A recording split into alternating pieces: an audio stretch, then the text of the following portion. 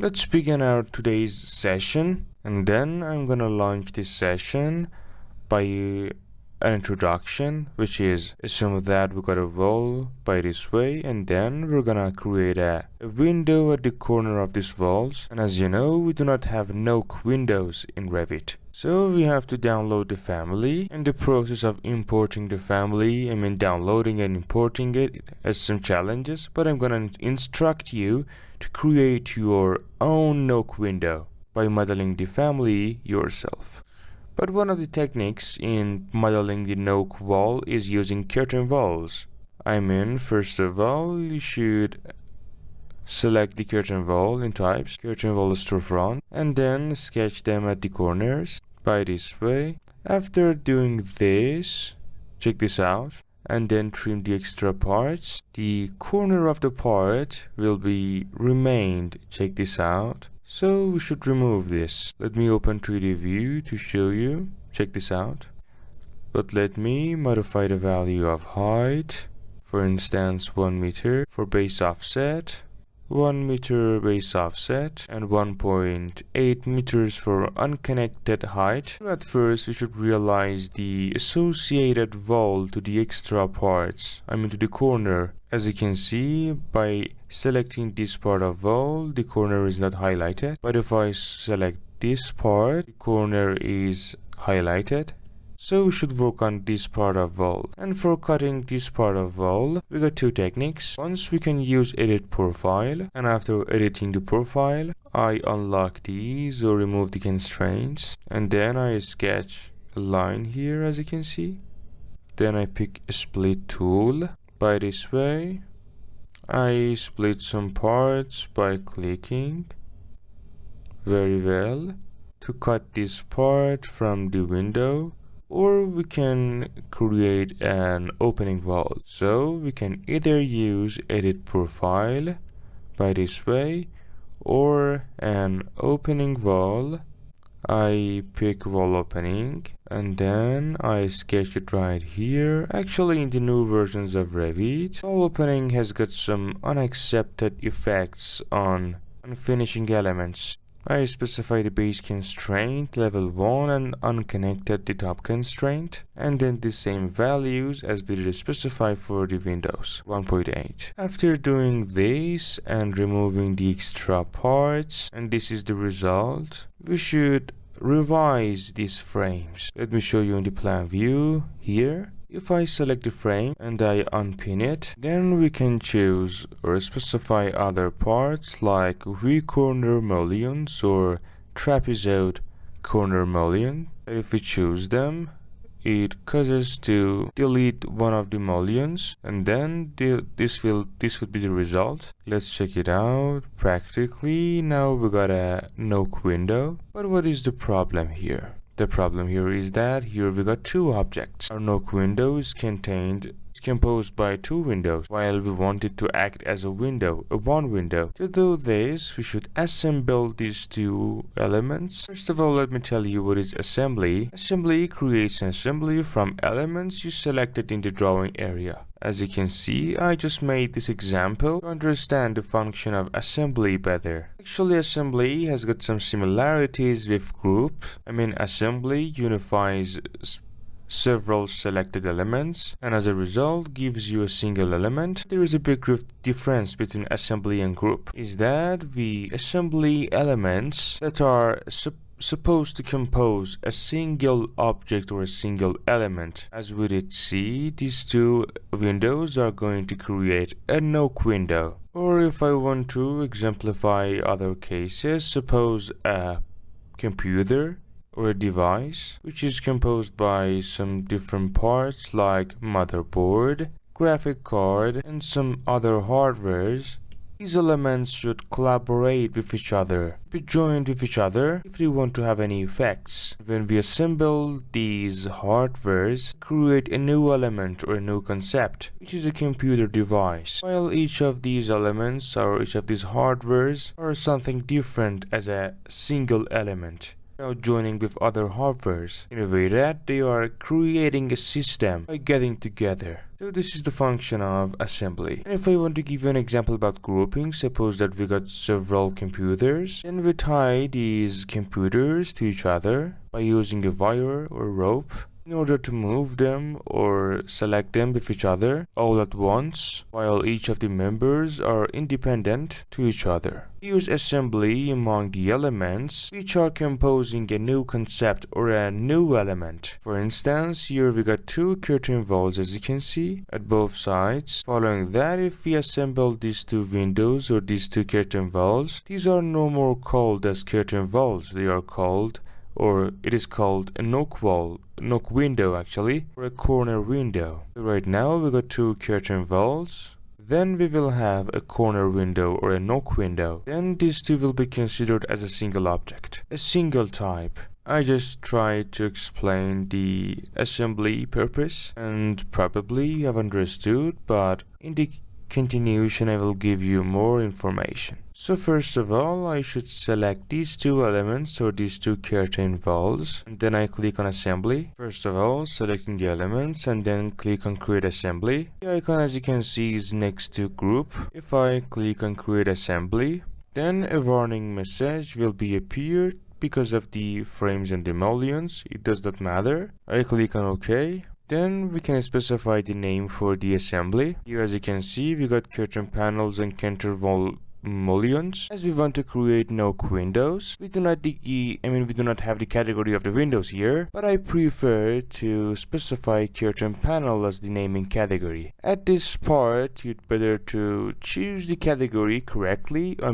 something at least relevant, and then I can specify the type name of my new object. For example, Win-TO3, which is the type name of our knock window. I click on OK. Right now the assembly is created and we can choose the whole assembly, as you can see, by just a click, just like groups. But as I told you before, there are some differences between assemblies and groups. The main functions between these two are different, but let me give you another example. I want to open another project and then check the project where we had used assemblies. Two or more elements are joined to each other and creating a new object with a new name. And note that we use assemblies when the objects are not similar to each other. Basically they are different. We just want them to be assembled and create a new object. And when we select them, we see that they are considered as a single object. Very well, wait for a second please. Let's see this project. In the following project, we had some panels in 3 meters dimensions that were used around the buildings on each of the levels. Wait for a second please. Actually, when we create such a model like these current project, in which we got a highly number of objects, as you can see, these panels are assembled to each other and creating a facade of the building, that we have selected the panels and then assembled them in order to model the facade of the building. And if we didn't assemble these panels, actually I'm not allowed to disassemble them. If they weren't assembled, I could have selected them individually, the panels. And as you know, to be able to select each and every of these panels is as an asset, maybe there's no need to group them. Why should I group these panels? As you know, when we group some elements with each other, the members of the group are associated to each other, and if we modify one of them, the modification will be applied on the rest of them. But here, as you can see, the panels of each of the levels are different to each other. They are not similar, so we cannot use grouping here. So we assemble them instead of grouping, which reduces the volume of the file. So this was all about assembling. Here the group of the panels are not similar to each other. But let us back to our project and then get through the details at how we should work with assembly, how we can create an assembly. For example, in the current example, I pick wall and then I start sketching by this way, as you can see. by this way. I just want to consider this case just as an example, like this. And then I want to place a desk here. Following that, I want to add a curtain wall. So I pick wall and then I specify the type and then I sketch it right here. Well done. Right now, suppose the selected items fixed. I'm going to consider these as a pause space. For instance, pause space number 1, the selected items. Or we can associate it to the type 1, for example, in which we got 2 walls, a curtain wall, and a desk. I select these groups, these elements, and then I assemble them. And among these elements, since we got walls, we can choose walls as the naming category. As I told you before, it does not matter, no, but we try to specify the most relevant category. And then I specify the name type for this pause space as STO1. STO1. Very well. Then we're gonna have some duplication from these assemble. But before I assemble these elements, let me make a copy at first by this way, by create similar, and then I assemble it by this way. Since I need the elements in not assembled mode, and then I assemble the selected elements by this way. I create a new assembly. I specify the naming category, walls, and then the type name as SO1. Very well. Let me make some copies and then I'm gonna go through the details and talk about them. I make more copies. As I mentioned before, I'm gonna explain one of them. So I select one of them, one of the group of elements by this way, and then I want to create assembly. I click on create assembly. Again, I specify walls as the naming category and then the type name. As you can see, for the type name, SO2 is recommended. So I click on OK. And then the third one, I select it. Actually, I select them. Right now, we got SO1, SO2, and this would be SO3. I click on create assembly. I specify the naming category, walls. Let's check it out. Here we could not, we are not able to specify the type name. This is the intelligence of Revit. When we assemble a group of elements, Revit compares it with the previous assembles, or the assemblies actually. Right now, Revit recognizes this group of elements as a repetitive assembly. So the type name is specified same as the previous one, because they are same as each other. You should notice details about assemblies. Revit recognizes the similar items or the identical items. If I select these group of elements to assemble them, right now if I specify a different naming category, I can assign a new name for it. But if I choose walls, I'm not allowed to specify a new name. But at this condition, a new question may come up. That if the identical elements were named as SO2, while the first group is still named as SO1. Absolutely is because of the walls. So you think if we add the walls, the name would be changed to SO1. Let me connect the wall to the another assembly and a warning message will be appear. Check this out. Edit caused a new assembly type to be created, which means that this addition brings us a new type of assembly. I select it and then I check the name. As you can see, SO3. Here we got a new type of assembly just because of the modification. I thought these are interesting things and details that you should know them. If you know these, you can be a more professional user in Revit and even work in higher levels as a user of Revit. For instance, as I showed you in the pause space, you can select a group of elements and then assemble them, then create new types of assemblies. Again, as you can see, it's caused a new assembly type to be created. Here, as you can see, the type is SO4. So up to this point, we got 4 types of assemblies just because of the additions.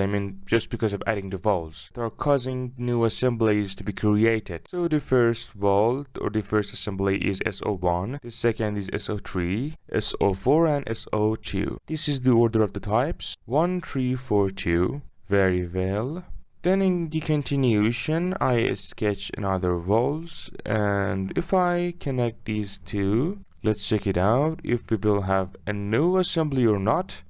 As you can see, we got no new assemblies, and if I connect these two to each other, it caused the last instance of the assembly type to be deleted. Previous assembly is deleted right now because Revit recognizes that we got two identical assemblies in the project. So the type name is changed to SO3. The type of SO4 is deleted. As you can see, we got two types of SO3, and if I connect these two to each other, again another type would be deleted. The name changes to SO3. So up to this point, we got three assemblies in SO3 type, but the first assembly name is SO1. Apparently, these four assemblies are similar to each other, but we got two types of assemblies here. One of them is SO1 and the three others are SO3. What is the differences between these two types? As you know, the walls were connected to the first assembly from the origin, but we later connected the walls to the SO3 type. And now that we can revise the first type, or SO1, in a way to recognize it as the type of SO3.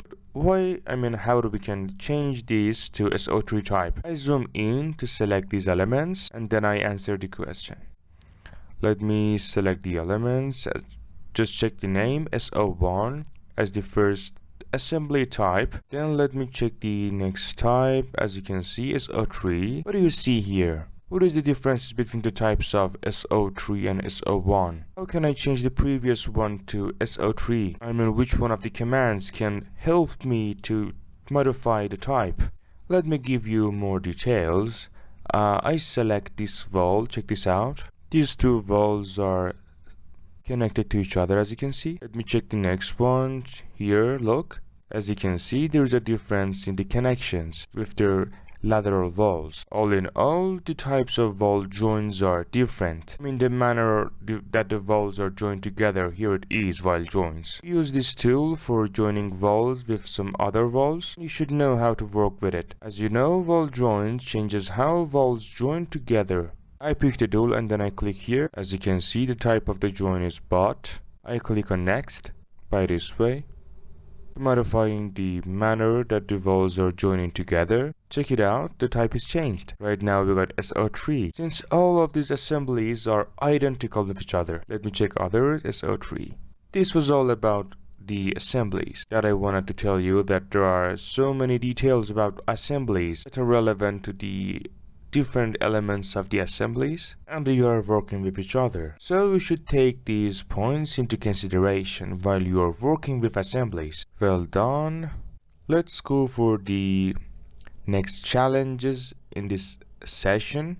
First of all, I'm gonna select one of the assemblies, for example this one. Here if I press tab, I can select the desk or the furniture. Then I want to move the furniture and replace it. But what would happen next? I want to provide you with multiple options. Do you think the type will be changed automatically? The type right now, which is SO3, changes to SO4, for example. The second option is, do the four assemblies change? The geometries and also their type names. Do this affect on all of them? And the third option, the geometry of the assemblies will change, but their type name not. Which one of these three answers or options is correct? Let's see. Here if I modify the position of this desk or furniture, I move it. Let's check it out. Edit caused a new assembly type to be created. Modification only affects on this type, and as a result, we got a new type, SO5. So the differences between these two types are clear, and the differences between assemblies and groups. And in groups only allows you to select the member of the groups altogether, while in assemblies there are so many details. I know some of you may learn these points for the first time. You may have many questions. I want you to concentrate on other purposes of the assemblies. At which places or at which contexts we can use the assemblies, and then you can go and check it, or even you can ask me if you had any questions about the functions and the purposes of assemblies in the building. Anyway, let's go for the next question. While we select an assembly, we are able to click on disassemble, which removes the assembly relationship from elements in the select assembly. As you can see, these elements are no longer assembled, and the alternative option is edit assembly. It allows you to add, remove, or modify the geometry of elements within a selected assembly. For example, you can edit the walls. Check this out. Edit assembly allows you to select the the member of the assemblies separately and then modify them. Either you can press tab. It acts equally to edit assembly actually. It enables you to modify the elements within an assembly. As I showed you in the last example, if you modify the assembly, a new type will be created with a new name, which was independent to the other types of the assemblies. But what do you think about this? Here, if I add another desk or furniture by this way, I select the assembly after that to edit the assembly. Then I want to remove an element from the assembly or add something. It does not make difference. For instance, I click on add. I want to add another desk or furniture to my assembly. What would we have after the modification? If I add the element to the assembly, shall we have a new type? I click on finish. Let's check it out. Check the warning message. Edits caused a new assembly type to be created. So we got a new type, which is SO7, and the modifications only applies on this assembly, not others, unlikely in groups. So you can add, remove, or modify the elements within a assembly, and then as a result you will have a new type of assembly.